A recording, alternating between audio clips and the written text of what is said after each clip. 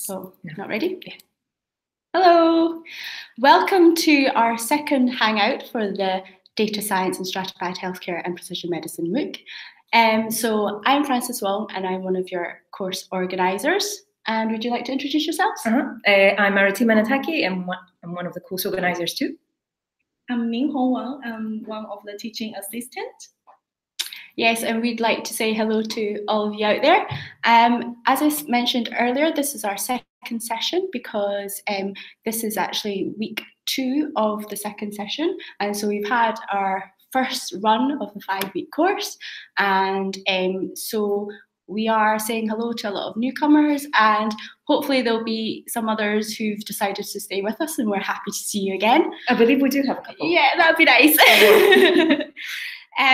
So the purpose of the session was just to welcome the newcomers and to see how they're getting on after the first week, and to answer any of the questions that they may have. And some of these questions also came from our learners from the first session. So will we start with the course recap already? Oh yes, yeah. So as said, currently we're in week 2 of the new session of the course. So for people following this session, what you've seen so far in week 1 includes an introduction to the course and an introduction to programming, so an introduction to data science. You've had a go, I think, at programming in Python, the very basics of programming in Python, and you've probably watched some of our case studies, interviews with experts in Scotland who work in this area. So Professor Andrew Morris and Professor Aileen Keel. So in week 2, we go a little bit deeper into different types of data representation in the life sciences. So we're looking at sequence processing, and we also look at medical image analysis. And the programming side of things is on the medical image analysis stuff. And there's 2 academic case studies this week, which I think are great. So we have speakers talking about Edinburgh Genomics and about Generation Scotland. So very Scotland-based case studies. So there's more to come in the next 3 weeks. We're going to be looking at a range of topics, including network modeling, probabilistic modeling, machine learning, process modeling, linking data with a graph data representation paradigm, and lots of interesting and innovative case studies in Scotland. That sounds really good. So we also have the discussion forum, don't we? And Minghong, would you like to tell us a bit about the discussion forum and what's happening there? Yeah, so I've been looking at discussion forum, and many people joined our discussion there. Some people introduced themselves, asked questions, and helped each other. And I think it's very amazing that through an online course, we can meet people through all over the world. For example, we have Ian from UK. We have Javier Ray from Colombia. We have Stephen Bogart from US. We have Santosh from India. And for example, we got some questions from discussion forum. And as an example, a question from Leila asked about how can data science influence the field of artificial intelligence? For my opinion, as a PhD student, I think big data and AI influence each other, and also they enhance each other a lot. Either AI or big data is very pervasive nowadays. And for example, in this course, we prepared a reading on IBM Watson. I think it's on week 4. Yes, that's right. And they apply AI for data analysis. So if you are interested, have a look. And also, big data provides input of AI and expand AI and machine learning. On the other way, AI enables data mining and smarter decision making. So I would say big data relies on AI for its meaningful interpretation, and AI relies on big data to increase robustness. So many researchers focus on this combination of big data and AI. So we expect machine learning combined with data analysis to solve more complicated problems. Mm-hmm. Absolutely, absolutely. Yes. That's great. And I think I'm going to move on now to some specific Hangout questions which some of our learners have placed on the discussion forum. So first of all, we've got a question from John Fishwick, and he's asking what we'd recommend to students completing the course as a next step towards finding work in the particular fields that we've covered. So basically, this is an introductory course to data science in stratified healthcare and precision medicine. So we'd love it if you'd stay interested within these topics. And of course, then we'd recommend that you do sort of more advanced courses, for example, in data science or in biomedical sciences, like in genomics or molecular biology. So Arete, there are some courses on Coursera already on this. Would you recommend some of these for data science? So, well, data science is very hot in the last few years. So there are many courses out there and many resources. There are quite a few on Coursera that are quite good. But I think you're welcome to explore other learning platforms as well and see what works best for you. But when it comes to courses on Coursera, there's a data science specialization offered by the Johns Hopkins University, which I think is very good. It's very data science oriented, so there's not that much to do with healthcare, but I think it will help with upskilling your data science capabilities. Yes, and to ensure that you really want to go into data science. Yeah. Absolutely, that's great. So hopefully that will help you, John. And if you've got any other questions, please post them on the forum, because it's not just us answering. You know, other learners on the course might have other ideas that could help you and other suggestions. So that would be really good. So we've actually got another 2 questions from Stephen Bogart. And he's in the United States. So hello to you, Stephen. So his questions are quite broad, and he's asked, one of his first questions, what is the next big thing in stratified healthcare and precision medicine driven by data science? And I think this can be quite a lot of things, but I personally think it's all about linking data, linking all the different types of data together. For example, Professor Aileen Keel has mentioned in her case study that we have all these different data sets sitting in different silos. So I think the key is to link all the data together, and then therefore we have everything, that all the different data types, and more easily accessible, more easy to work with when we have more information.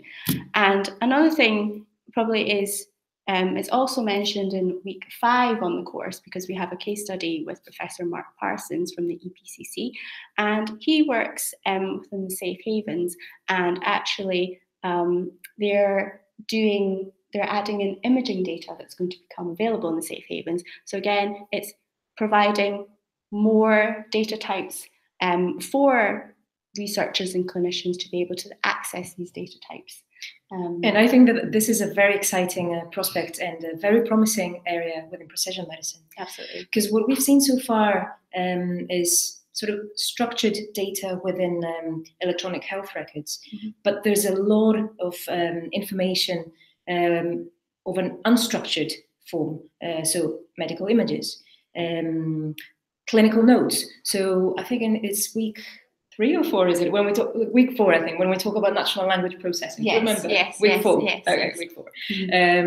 So I think there's great potential in making sense of the information within these documents and then linking it to existing information about the patient, linking it to information about the patient within medical images, and getting a richer understanding, a richer view of the patient's health. Exactly. It's exciting. Exactly. And I think that's definitely a big thing. Yes, I think we're starting to do that right now. So yes, I think that is the next big thing. But don't quote us on that.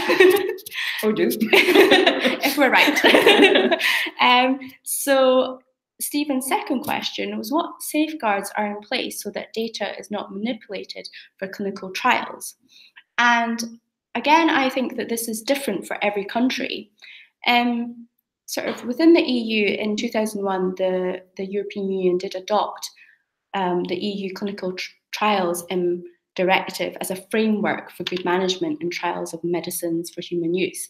And subsequently, the UK Medicines for Human Use Clinical Trials Regulation became law in 2004. So in the UK, we do have, and in other countries, we do have laws and regulations in place. But I guess whether this actually provides a safeguard is a different question. I guess this is a very interesting thing, but which is, I guess, open to discussion.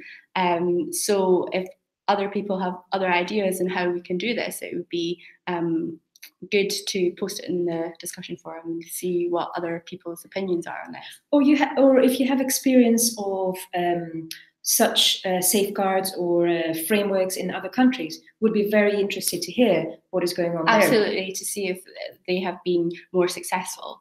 Yeah, that would be quite interesting to see.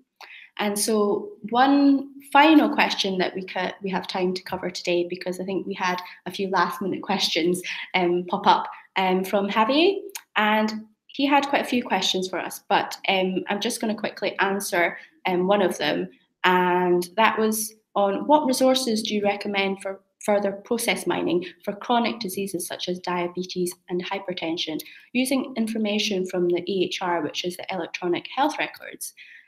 So Arete, would you like to answer this question? Happy to answer it, since my work is about healthcare processes and healthcare process modeling. So in week 4, we do cover process modeling. And one of the techniques used within the process modeling area is process mining. What this means is basically it's a set of techniques for discovering processes and process models based on existing log data. So what resources would I recommend for people that are interested in exploring this further? Well, I suppose the first resource would be a tool that is publicly available. Well, actually 2 tools. The one is called PROM, P-R-O-M, as in process mining, PROM tool, and the other one is called Disco. Not much music, but lots of discovery of processes. So they both allow you in a user-friendly way to discover processes based on existing data. Now, these are the tools used in the community, but how do you decide, how do you go about mining those processes? If you want to find a little bit more, there are a couple courses available online that are, I think they're free to follow. One of them is available on Coursera, and it's called Process Mining Data Science in Action. I think it's called like that. And the course organizer is Wil van der Aalst, who's, in a way, he's the father of the process mining community. He's a leading figure in process modeling in general. So I think it's a good course, so I would recommend it. Another one, again, to do with process mining, is available on FutureLearn, a different learning platform. I might be mistaken, but I think that one is focused on process mining in healthcare. I haven't checked recently, but I think so. But out of the 2 courses, I think the second one, the one on FutureLearn, it's a little bit more practical, as in, okay, you have this tool, what do you do to, and you have this log of data, what do you do to mine the processes? Well, the first one is a little bit more step-by-step. There's a little bit more on the theoretical grounding of the work. So just pick the one that you think works best for your interests. Sounds good, thank you. So I think we're going to now move on to some programming practicalities, because obviously we've got new users for this session, and maybe you have some tips, programming tips for us. Right? I do have quite a few programming tips. So yes, I think most people watching right now are people in their 2nd week. So they've had a go at some basic Python programming last week. I can imagine that many of you have not tried any programming in the past, and that's absolutely fine. The whole idea of the course is to give you an opportunity to play with the code given, tweak it a little bit, and try, analyze, or understand some existing data. So as you've seen in the course, we use Jupyter notebooks. And Jupyter Notebooks allow you to do the programming in your browser. So there was a question recently in the forums about, "Ooh, I haven't downloaded Python on my machine. What do I do?" Well, you don't need to download Python on your machine. Ha! So we hope that this will make your life easier.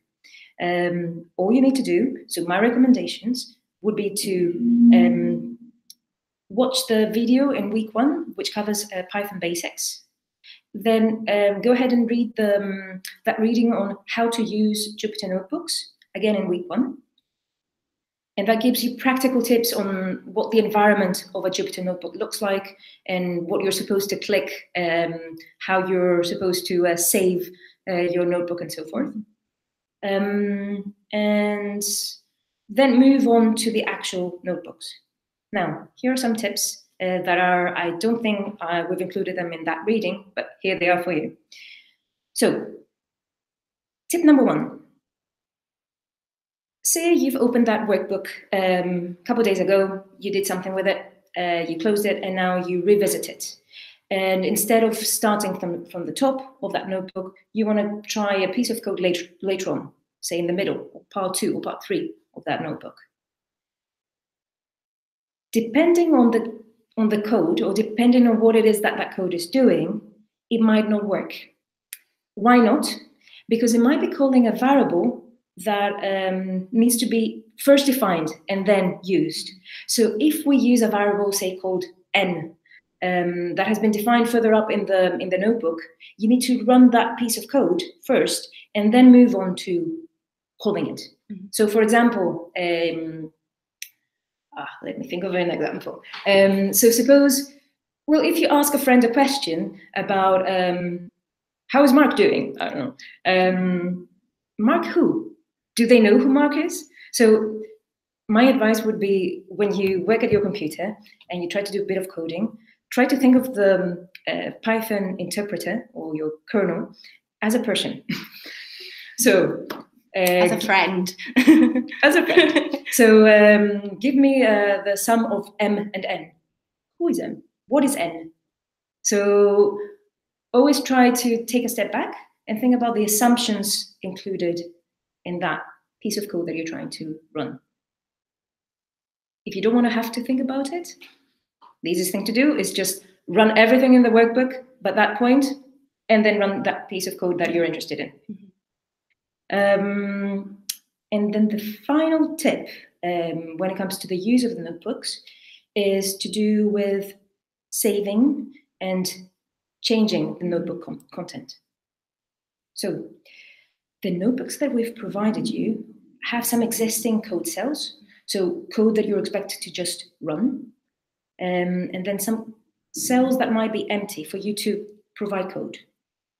Now, there might be some other cells of code where you're supposed to tweak them a little bit, change a parameter, for instance. Instead of m, ask for n, whatever. Now, the tip I have for you is to be very careful about what it is that you're changing. So if you're given a piece of code and you decide to tweak it, if you're not prompted to tweak it, but you decide to, please keep in mind that the code that is there, the code that you're left with, is the latest one. So any changes that you make in the workbook, they stay there. So please make sure that you don't lose any code that is important, that is not crucial as part of your workbook. How to avoid it? If you want to tweak a part of the code, what I would recommend is to just copy that cell and paste it right underneath. You could include some text above it, say, call it my version, so you know that the next cell is your version of the code. And then do the playing there. Okay, I hope this makes sense. Yes, does it make sense? Yeah, okay, it does, if it does make sense, put your questions in the forums. And in general, for any questions that you have around programming, put your questions in the forum, just post them there. Yes. Thank you, Reti, for those helpful tips. So I hope they've helped a few of you out there. And I think we'll now move on to more on the discussion forums, maybe taking it back to data science and stratified healthcare and precision medicine. So I'd like to start with one of the questions that I posted in week 1, and that was asking everyone out there sort of their success stories in data science and biomedicine and healthcare. And I'm really pleased to see that Brandy Newby from Colorado has posted 2 very nice success stories for us. And the first one is about a telestroke cart that she monitors in her current job. And these carts help to diagnose strokes quicker. And it's a way that hospitals can connect with a neurologist via video conference, and the doctor can see the patient, and there is no waiting for that neurologist to make it to the ER or to try to diagnose a stroke over the phone with a nurse. So I think this is a really, really nice piece of technology. And she also mentions about a remote monitoring program for diabetes and high blood pressure in patients, and then technology that monitors this and manages this so that it's much easier, and then clinicians can get readings from the patients and make adjustments to their medications or diets. And I think, again, that was also followed by a comment from Stuart McTaggart, who's added that if you take this diabetes example a bit further, and you can use data science to develop like algorithms based on a population dose responses and the individual response of the patient to make dose adjustment recommendations based on the latest blood sugar results. So I think it was really great that some of our learners saw some posts and then have added their own comments. So that was really good. So it'd be really nice if more of you would do that in the discussion forums. But again, if you don't work within sort of healthcare, and you can also do this in your day-to-day life, because we also had a comment from Katie Roberts, who says that even with using her Apple Watch, she can track her heart rate and her sleeping patterns. And again, this is also using data science in healthcare. So that was also very nice to see. So Minghong, would you like to tell us a bit about some sort of blogs and websites within data science? Yes, there are like quite a lot of blogs and websites that we can get news or more information about data science in medicine. And there is a website I would recommend. It's called Biomedical Data Science Initiative from Stanford Medicine. And there are many news and related blogs on this website, and you can have a look. And also, as we said last time, there was a conference called Big Data in Precision Health at Stanford Medicine at the end of May.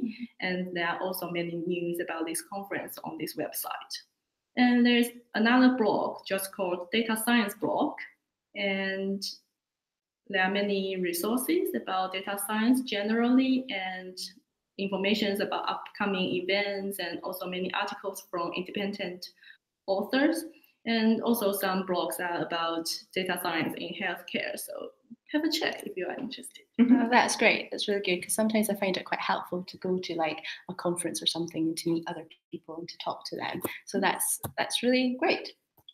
And finally, because we're getting towards the end of this Hangout session, I think we should sort of end with a big question on how to make the most of this course. Yes, and Arete, would you like to share your thoughts with us on this? Sure.